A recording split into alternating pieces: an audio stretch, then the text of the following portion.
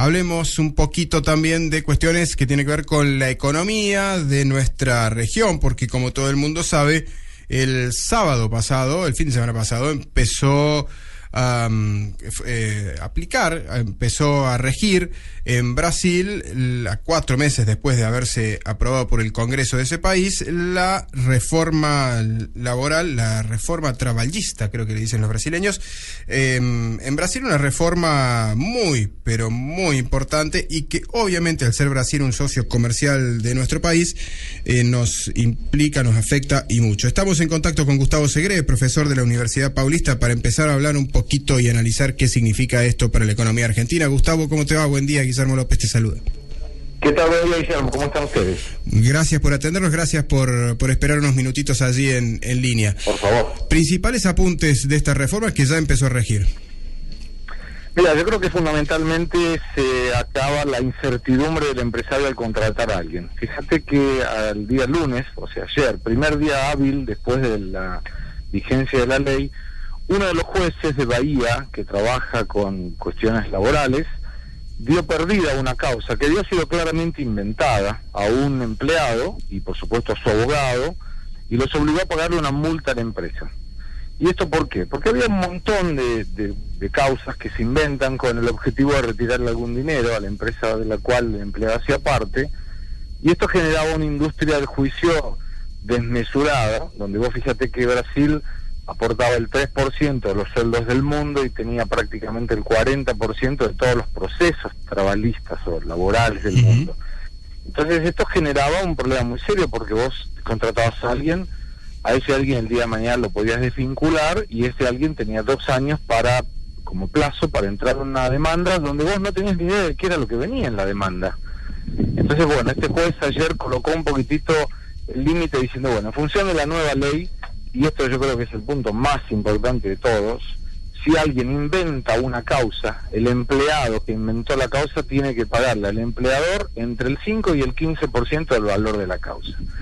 Lo cual te asegura, como empleador, que alguien se va a cuidar más a hacer un proceso judicial y por supuesto que va a colocar el valor medido, el valor justo. Entonces, si hay alguna ilegalidad por parte del empleador, este debe pagarlo, esto no cambia la situación. Pero cuando el empleado venía y pedía, bueno, voy a pedí todo lo que quieras, le decía el abogado, porque algo vas a conseguir. Bueno, en ese pedir todo lo que quieras, si vos colocas un valor desmesurado, el empleado, sabiendo que puede venir de vuelta, tendrá que pagar entre el 5 y el 15% de indemnización al empleador por haber inventado una causa. Y esto es bárbaro, porque se acaba la industria del juicio por las dudas, o la industria del juicio para tratar de agarrar algún pesito. Ayer en las redes sociales, cuando mencioné esto, un señor me mandó diciendo, mira, yo tuve un caso, 23 años, un señor, ese señor tenía un problema de salud, era diabético, tuvieron que amputarle unos dedos de los pies por su enfermedad, y el señor me hizo juicio. Y el juez le dijo, mira, esta causa no procede, pero algo tenés que pagarle. Entonces, esta industria en Brasil se terminó. No deja, Gustavo, hablando puntualmente de esta cuestión que estás mencionando ahora, no deja a lo mejor en diferencias de poder entre el empleado y el empleador. Digo, ahora el empleador que tiene un mayor poder que un empleado no podrá a lo mejor aprovecharse de esta nueva legislación en el sentido de amenazarlo, amedrentarlo, advertirle que no haga juicio porque puede llegar a pagar, digo, suponiendo que le puede hacer juicio por justa causa. Yo creo que el empleador que no hace las cosas dentro de la ley tiene que ser penalizado, sea por la justicia, a partir de una causa del empleado, o sea a partir del gobierno. Porque si tiene, no sé, salarios en negro, o falta de registros, o falta de pagos de algunos aportes, eso es ilegal. Eso claramente no se trata de la ley laboral, sino de la ley del país, que tiene que ir contra esos bandidos, porque el empleador que hace eso claramente está fuera de la ley. No me parece que va a cohibir ninguna amenaza, como no cohibía antes. Yo lo que creo es que las reglas claras favorecen al mercado y favorecen a la contratación, porque antes uno en Brasil se cuidaba de contratar gente precisamente por lo mismo que en Argentina. El día de mañana tenías que echarlo y no sabían lo que venía atrás. He visto casos en Argentina donde empleados ganaban 20.000 pesos y hay procesos por 1.500.000 pesos.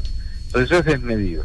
Por otro lado, la ley no es lo único que regula, ¿no? Sino que también le retira mucho peso a los sindicatos. Esto para Brasil es algo bueno, para Argentina es un poco impensado, porque el poder de los sindicatos en Argentina es mucho mayor y además controlan las obras sociales, algo que acá no es así.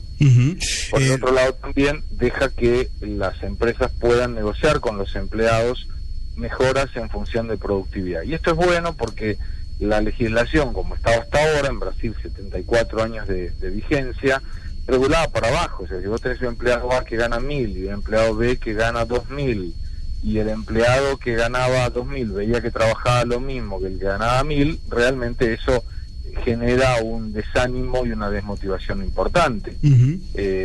Entonces, ¿qué tendían a hacer? Bueno, el que ganaba, o los dos ganando igual y uno trabajando mucho y otro trabajando poco. La clareza es que lleva a nivelar para abajo. Entonces, estas funciones la ley está previendo que se terminen. Y por supuesto, ajustar la ley a un mercado totalmente diferente, donde nosotros calculamos que de acá a 10 años el 50% de los trabajos como hoy los conocemos, mano de obra intensivo, no existirán más. Ascensoristas, los que atienden los puestos de estaciones de servicio, los cajeros de supermercado, los cajeros del banco, esos empleos van a desaparecer y van a tener que reformularse, con lo cual creo yo que la legislación viene para colocar, en este caso, a Brasil dentro del mundo y dentro de un factor de productividad que era necesario, porque si no te quedabas afuera. Gustavo, hay dos aspectos de la nueva ley que también son controversiales: el tema de la cantidad de horas máximas por día que se puede trabajar y el tema del banco de horas extras, no sé cómo explicarlo, pero banco de horas, que en lugar de pagar horas extras se puede, de pagar horas extras se puede devolver con horas de trabajo la jornada. ¿Esto es bueno, es malo? ¿Cómo lo ven los empresarios?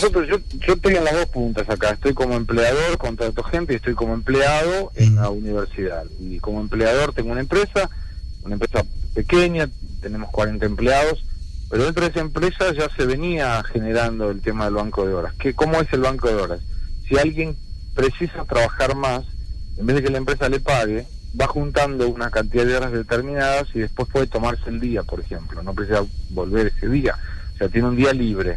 Esto creo que es algo pactado entre empleados y empleadores, ayuda porque en general, volviendo al mismo caso del empleado que trabaja poco o mal, él genera que su jornada de trabajo no le es suficiente porque trabaja mal, entonces tiene que hacer horas extras, con lo cual le recarga a la empresa un costo que no debería tener si él trabajara como debería trabajar. Y decir, bueno, entonces lo voy a echar. Y ahí cuando lo echabas te venía un proceso atrás. Entonces era el perro que se corría la cola. A mí me da la sensación de que es bueno. Todo lo que es claro es bueno y valoriza al que mejor trabaja. Cuando alguien trabaja bien, la empresa no lo echa. Esta ley no genera que alguien tenga que trabajar 12 horas con el mismo sueldo de 8. Genera que el que trabaja y produce más gana más, y que el que trabaja mal y no produce pueda ser echado, porque debe ser echado, porque está trabajando a desgano y está trabajando mal. O sea, él no está haciendo lo que fue contratado para hacer por el sueldo que fue contratado para hacer. Con lo cual, tener claridad en el mercado es lo mejor que le puede pasar a cualquiera, empleado y empleador también, a los dos. Por eso yo estoy de acuerdo con la ley de la reforma laboral. La última cuestión: vos trabajás en Brasil y trabajás en Argentina. En Argentina se empieza a debatir la reforma laboral, los sindicatos ponen reparos, dicen no queremos una reforma a la brasileña, ¿sí? En el sentido de que hay algunas cuestiones como las que mencionabas recién, que son diferentes en Brasil y Argentina, pero sí es cierto que esta reforma hará más competitiva a las empresas brasileñas. ¿Qué impacto puede tener en la economía argentina esto? Yo creo que Argentina tiene que hacer la reforma, y la reforma, no te digo lo más parecido a Brasil, porque cada uno tiene su cultura y sobre todo sus leyes. Sí tiene que hacer una reforma porque si no vamos a quedar afuera, y porque si no un inversor, que probablemente sea argentino también, en lugar de invertir en Argentina va a invertir en Brasil y va a mandar sus productos para Argentina. Esto no se restringe solamente a la ley de trabajo, yo creo que también tiene que hacer en la reforma tributaria, política, la contención del gasto público. Hay un montón de cosas donde Brasil nos lleva un poquitito a la delantera. Igualmente, hay algunas modificaciones que yo he visto de la ley argentina, que ya están en la ley brasileña y que funcionan bien. Por ejemplo, que la indemnización se vaya pagando de a poco en una especie de cuenta corriente que el empleado tiene. Acá se llama fondo de garantía por tiempo de servicios. Es el 8% del sueldo y funciona muy bien. Y esto es algo que podría tranquilamente implementar. Si no, no es que el empleado paga su propia indemnización, no, es un agregado que tiene el empleador sobre el valor del empleado. Entonces hay muchas cosas que se dicen con mala intencionalidad, hay otras cosas que se dicen por desconocimiento, pero en cualquiera de las dos cosas conspiran contra la necesidad de una ley que claramente tiene que modificar. Te hago un bonus track. Vos sos un gran divulgador y comunicador. ¿Está mal explicada la reforma laboral aquí en Argentina? ¿Hay un problema de comunicación?